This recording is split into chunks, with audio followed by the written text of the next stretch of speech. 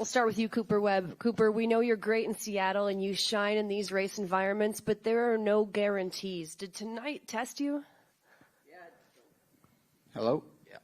Yeah, it did, for sure. I mean, it's I had the whole shot and led laps and got past, right? So definitely was a tough, challenging day all day. Obviously, it wasn't a mutter, so that was a positive, but definitely testing. You know, Chase was doing that rhythm that was really fast and hard to get. I'm still mind blown he was getting it, but yeah, just kept my head in it, kept going.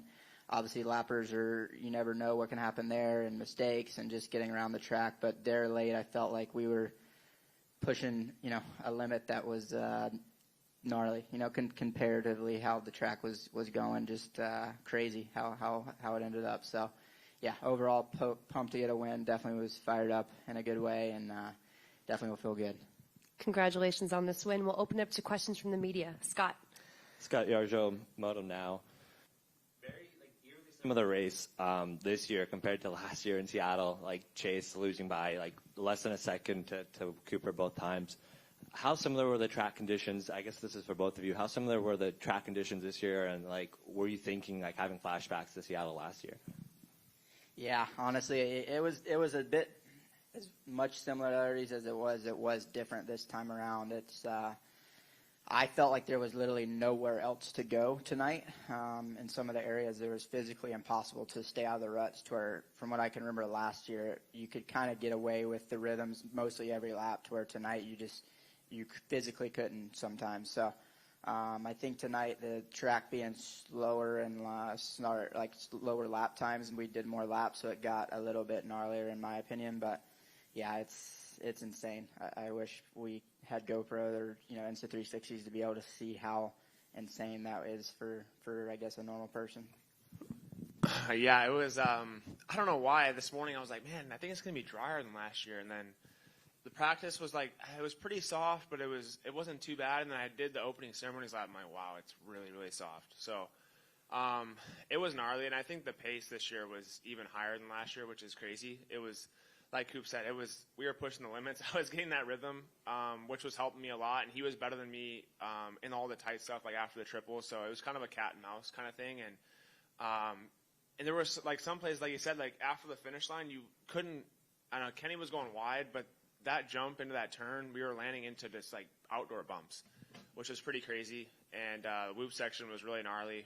And yeah, overall the track I think was almost, like you said, it was impossible to get out of the ruts. You had to be in them, and you just had to keep your balance. And bit of a trail race out there, to be honest. It was just who could make the least amount of mistakes, but also push the pace, because I feel like sometimes when we get to races like this, either someone gets out and gets a good flow and they just ride effortlessly, and tonight you really couldn't do that, especially with all of us together. So you had to be on your marks and try not to make mistakes, which is almost impossible on that track. Michael. Cool. Michael with course heading. This will be for both of you guys. Chase first and then Cooper. That was incredible to see the top four within a few seconds of each other, and then knowing the dynamic between you guys. You and Kenny are great friends. You and Justin Cooper ride together all the time, so he's hounding you. Ken is controlling the pace, kind of taking points away from him too. How was that for you guys to see the strategy of it? If you could start Chase and then Cooper finish, because when you made that pass on Ken, that set the tempo for the last 4 or 5 minutes. Yeah, I'm here comes Aaron. For me, it was kind of cool because I got a horrible start, so I got to watch a lot of it kind of unfold, and I was just kind of being patient, not really trying to do anything crazy because I knew it was going to be a long race. And then I made a pass on Jay Coop, and all of a sudden I was in the lead, like within a couple laps. I felt like it kind of just like happened really fast. So I just had to kind of take it for what it was, and I didn't really, not that I didn't want to be out front, but I wanted to kind of let the race come to me a little bit more, just because the track is gnarly, and when you're behind someone, you get to learn a lot too as well. So yeah, it was like I said, a gnarly race, but yeah, Kenny was out front, and I was surprised because his shoulder is pretty banged up, and when I saw him like go for the lead, I'm like, this could be bad, because you never know with Ken. Like he could be hurt and go out there and win. So yeah, it was pretty cool. I made that pass on Justin, and yeah, just kind of got to the front. Yeah, I mean, he nailed it, right? Like, I think even for me, I kind of got out front and was in trail riding mode, and the guys behind me were coming, and Kenny got around me, and then you could tell he started laboring, and that's where I felt like, you know, we were kind of getting held up, but it was hard to make passes, and, you know, you don't want to be too aggressive early, and then, like Chase got both of us at that time, and then for me, it was like, I have to go. I knew Chase's pace was going to be high, and I felt like once I got around Ken finally, I finally just took a breath and started really upping the pace to try to match Chase's speed, and then, like he said, the last half, I feel like we were really pushing the pace, so, yeah, it was a fun race, you know, but there's a lot of thinking, there's a lot of, you know, the risk versus reward, the points, like there's so much going on, the lappers, the track, like there's so many thoughts that run through your head and just trying to survive at the same time. So it was definitely exciting. Obviously this crowd is great, and I think they made it even better, so it was a very cool race. Andrea Ruggiero, Moto Now. Chase, on the podium you mentioned that you felt that maybe being in second in the second half of the race would have been a better position. Could you elaborate a little bit more on that? Was that because of the lappers?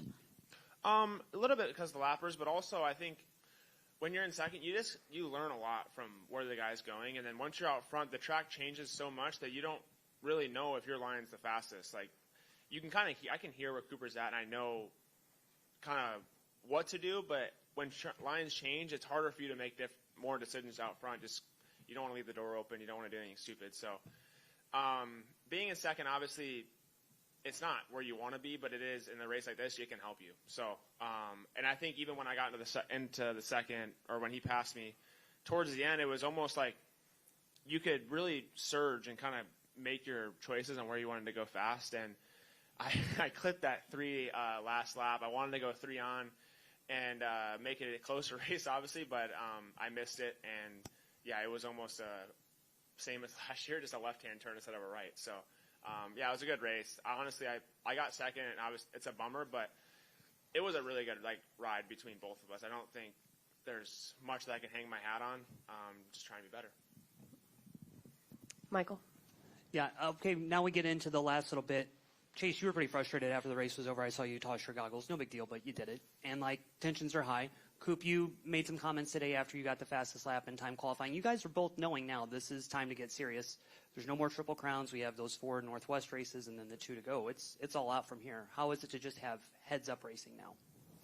Yeah, it's fun for me, right? I love these positions, and I think that was today what was all about, right? Is obviously last weekend was a very tough weekend and a huge momentum swing, and I know how great Chase is, so I tried to make it a mission today to stop any momentum. Obviously, getting a win for me is amazing and everything's good, but I think just heads up racing, like he said, it could have gone him, it could have gone me. I felt like we were that close, right? So, but I think just being in that gauge, obviously last weekend he was the best guy by far. So to make progress in a week, to get back, the ball rolling on my side, and it's still close. Like I said, there's no room for mistakes, and it's coming down to the end, and you never know what can happen, and it's a lot of racing left. But I think for me it was more just to try to nip it in the butt from a momentum standpoint, honestly. Yeah, I was obviously bummed. I don't like losing, especially when you're that close. But once you kind of cool off a little bit and realize what happened, it's racing. And I wasn't the best guy tonight. Cooper beat me straight up. So just go back and learn from that. But like I said, even after the race, I kind of sat back, and it was a gnarly track. And for us to go that pace for that long and be able to, we didn't really miss the rhythms too many times, which is hard to do. And these kind of tracks are sometimes my Achilles heel. So tonight I feel like I rose to the occasion, especially in the night show, because in practice I was not very good. So just go back to work, and I'm excited for these next 4. Some Pittsburgh, we haven't raced there before, so it'll be fun. And I like these last few tracks, so I'm excited, and it's clean racing. There's not anything going on dirty, heads up, and it's fun to be a part of. I'd like to open it up to questions from our online media, starting with Nick. Yeah, thank you. Nick Still with MotoOnline.com. This will be for Cooper. Cooper, talk about that momentum swing throughout the week and what that does for you. And then coming into this weekend, is it almost a fact where you feel somewhat disrespected as not being the fastest rider? Just talk about the last 7 days for you. Yeah, I don't think it's disrespect, right? It's racing, and I'm a firm believer of, like, in any sport, there's momentum and there's people that heat up, and, you know, you see a trajectory, right? So we saw at Birmingham, pre-Birmingham, life was really good, and then it gets cut in half. So I think, like I said, the narrative shifted, and I don't want to use the word disrespect, but it was almost like, oh, man, you know, Coop's struggling, and Chase has stepped it up, like he's in a hot seat now, which is rightfully so. Like I said, last weekend was last weekend, but I put an emphasis on this week to really get back to work and prove a point this weekend. And as we saw, the conditions were insane. So, I mean, you couldn't really everything we did during the week as far as, like, working on what we need to work on and roll speed and this and that kind of went out the window with the conditions. But with that being said, you knew what you were going to get here. And once again, I felt like I struggled a little bit. I was great in first practice, felt amazing, and then it kind of went downhill a little bit from there. I was a bit off after that. So to line up in the main event and kind of put myself back in a position to run the pace to potentially win and then win was, like I said, huge for me and confidence-wise, and just to, like I said, kind of stop the surge a little bit. Jonathan.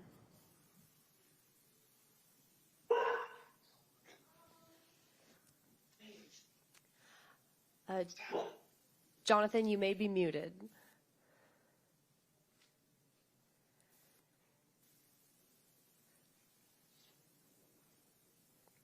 We're going to circle back to you, Jonathan. I apologize. We may be having some technical issues. We're going to move on to Alex Gobert. Yeah, thanks. Alex Gobert, motoronline.com. For AP, you're on a run of top 5 results. You've had multiple podiums in the last 4 races. Does this, is there any sense of relief? And looking back earlier in the season, was there any kind of panic on your behalf? I don't think there was any really panic. I don't panic that often. Yeah, you know, I was just bummed. You know, I was just really, really bummed, and to have those, you know, 2 DNFs and not score any points was horrible. And yeah, I was really, really bummed about that. It just wasn't going my way, and I just had to, like, sit back and tell myself that I can turn it around. It's up to me. It's not up to anybody else. And you know, I could have blamed a lot of stuff, but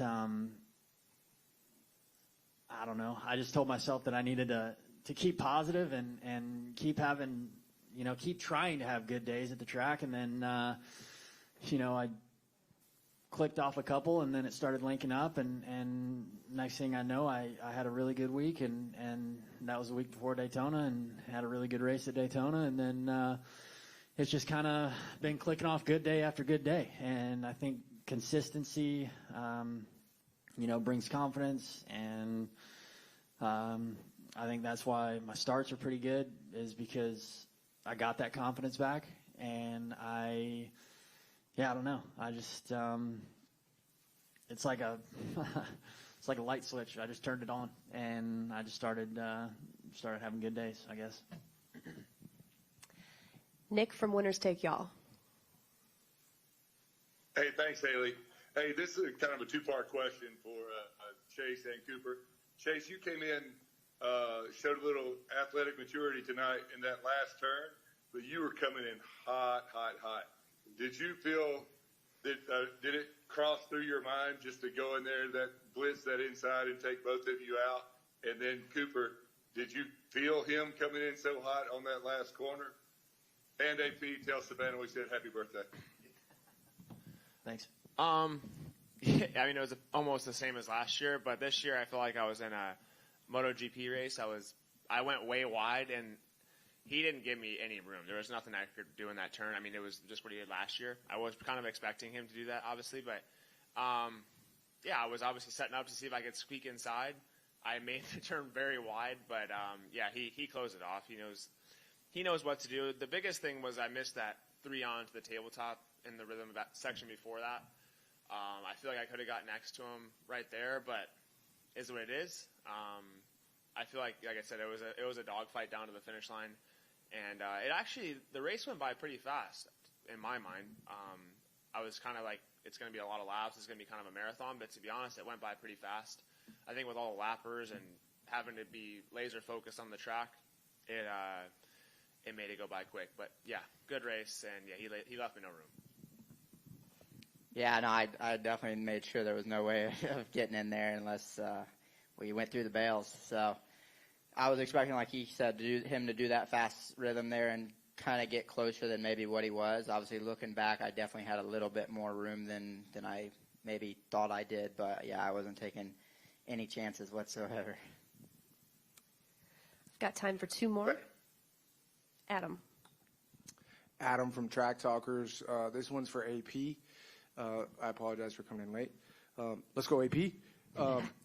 I've seen some aggressive riding out of you that is fantastic. Give us some AP bold predictions for these last few rounds at the end of the season. Try and get bold. Try and get as many hole shots as I can without stalling the bike.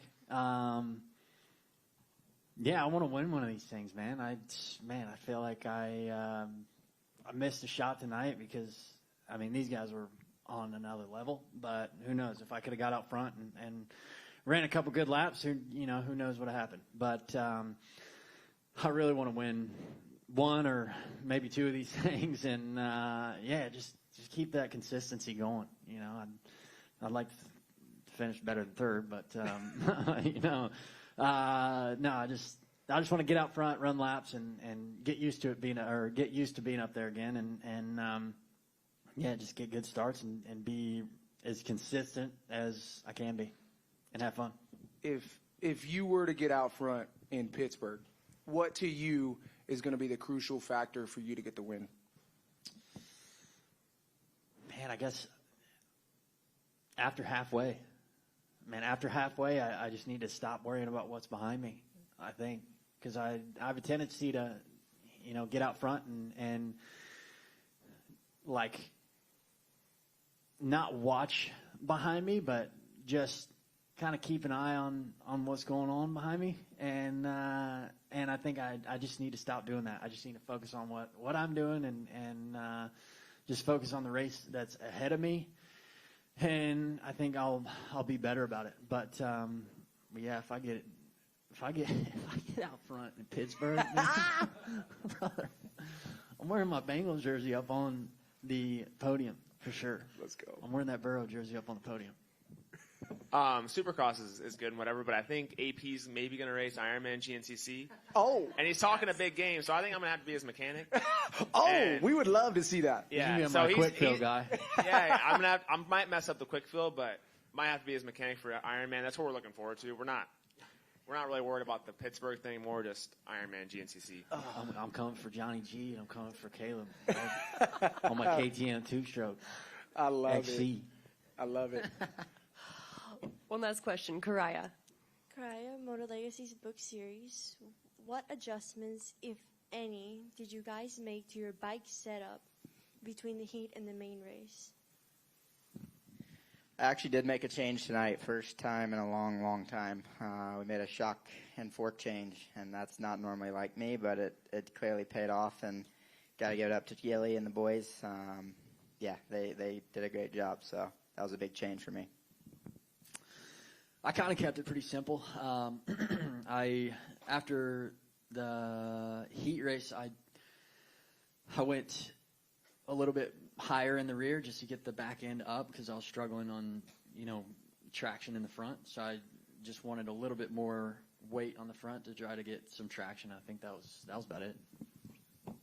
For me, I just I try to make my bike a little bit taller so I wasn't dragging in the ruts from heat race to main event. And it actually worked out pretty well. I felt like I had good hold up, and with that track how it wasn't so much a feeling track. It was more just safety, and the rhythm sections were big. So I just try to get my bike as tall and stiff as I could get it and run it.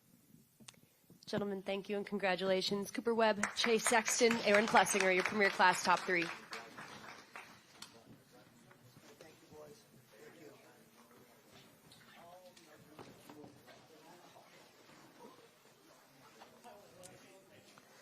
And as you may have noticed, coming up on our schedule, we are spending the month of April out in the East Coast. Starting with Foxborough, Massachusetts next weekend, we're also going to visit Pittsburgh, Philadelphia, and East Rutherford, New Jersey in no particular order. For that full schedule, tickets, and more, please visit supercrosslive.com.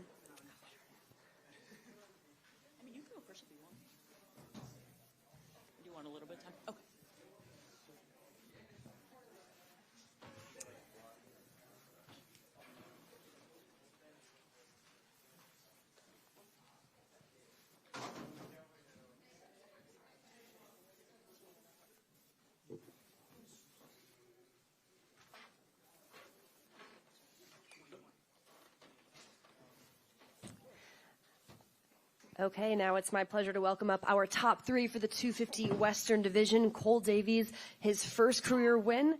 Garrett Marchbanks and Hayden Deegan, who will maintain that points lead.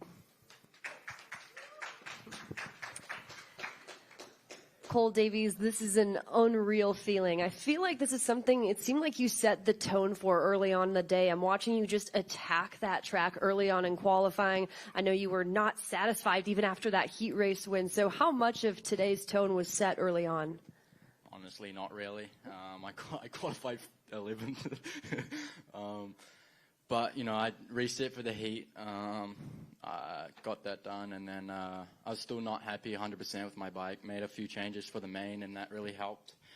And came out swinging the main and felt real good. So, yeah, just stoked to get it done. Nicely done tonight, Cole Davies. We'll open it up to questions from the media. Scott?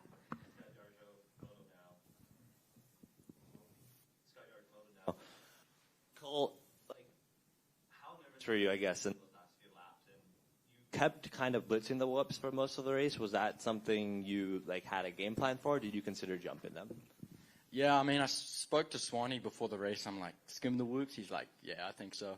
So, you know, going for look lap, I just looked and made sure they're actually skimmable, I guess. So, you know, I just looked if they're skimmable, and I was just like, yeah, I'm going to skim these things every lap. So I don't think it compared to what they were at Indy. I feel like they were a lot gnarlier at Indy. But, you know, for the most part, I skimmed them every lap but, like, the last lap. So I don't want to get too hairy on the last lap.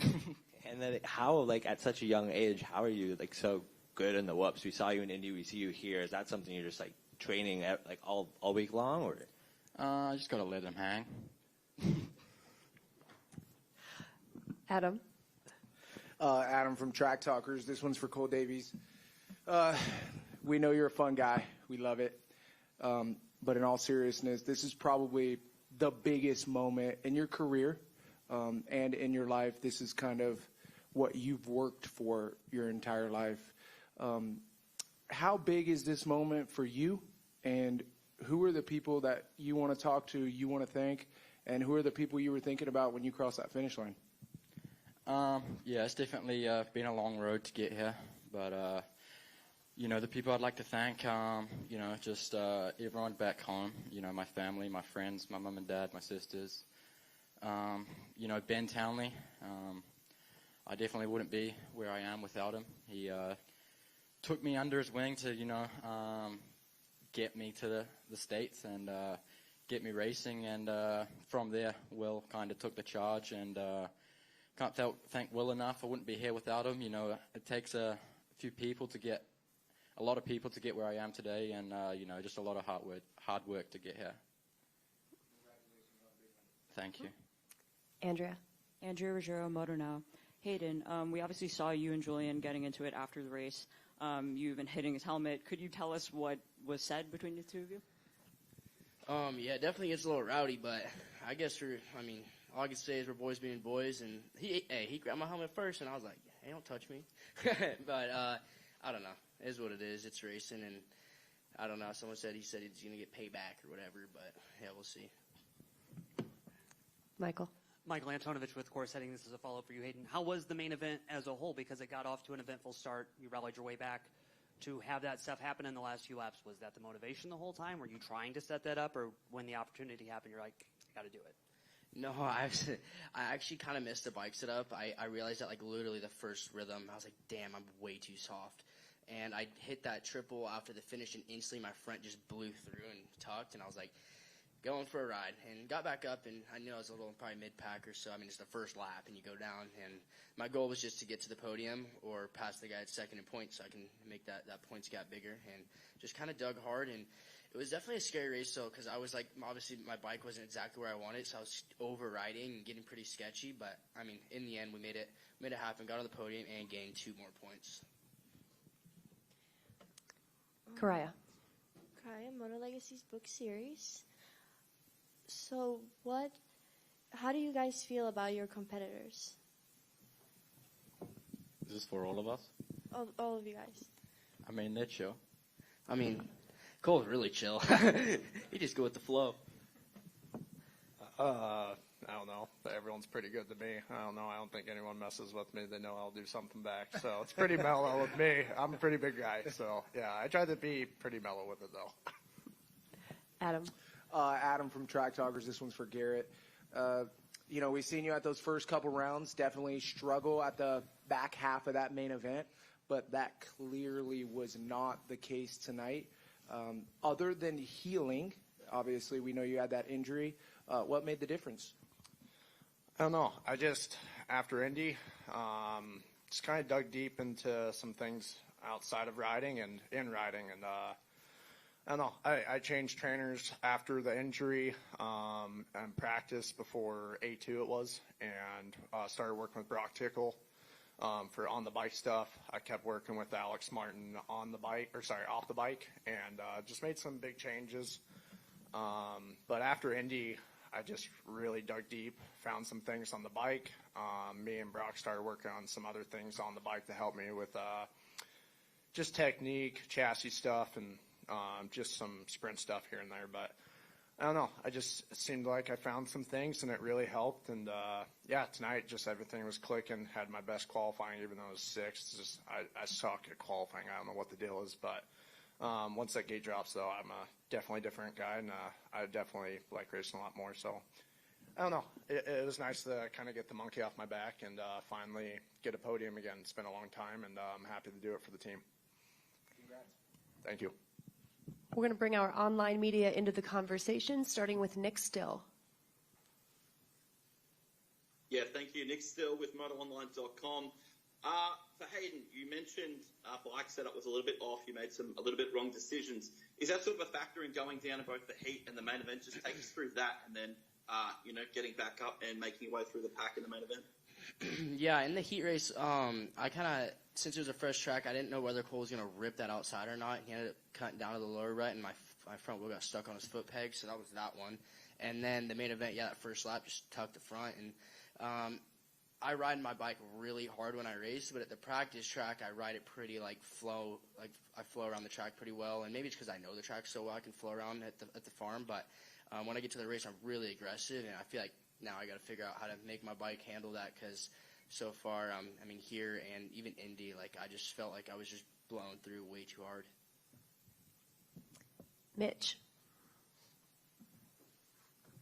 Hey, Mitch Kendra with Racer X Online. We'll go to Cole with this one. Congrats on the win. I think it was the Moto Combine event at Ironman in 2023. That was your first race in the U.S. Thinking back to that day, I think you got a whole shot. You're pretty fast. It was kind of like, wow, who's this kid? If somebody would have told you that day, hey, 2 years from now you'd be, a Supercross Futures champion, you'd switch to one of the top current teams right now, and 7 races into your pro career, you'd have a win. Would you have believed them? How does it feel like it's been 2 years since that first race in the U.S., and just kind of walk us through that timeline, what it's been like? It's been a lot of hard work to get where I am, but I feel like, I believe in myself 100%. I feel like, I wouldn't be too surprised, but, I'd say it's pretty cool, but, I'm sure a couple years from now it's going to be the same. And then what are you going to do to celebrate? Are you going to have some Whitakers, or what's the game plan this weekend and the next couple of days? Is anything going to change, or just back to work? Well, hopefully Whitakers hook me up, but what am I going to do with the money? I'm not too sure, to be honest. Just bank it all on black or something. Might go to the casino. Bro, you ain't even got a bank account, I don't think. Ryan. Thanks, Ryan Nitzen with Cycloners. I'm going to stick with Cole on this one. You've been close to getting an overall win for a couple times now. Did this one feel easier than you expected, or how did it go leading the race start to finish?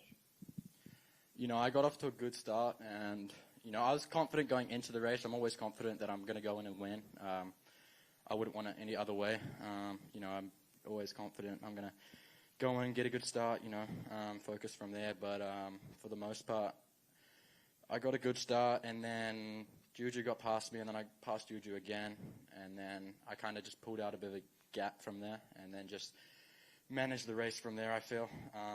But, no, it was a good race. Thank you very much, gentlemen, and congratulations. That's all we have time for tonight. This is your 250 West podium. Cole Davies, Garrett Marchbanks, Hayden Deegan. I will say it's a bit dead without Gypsy. Thank you very much, guys. Appreciate your time and for being here. We'll see you next weekend in Foxborough.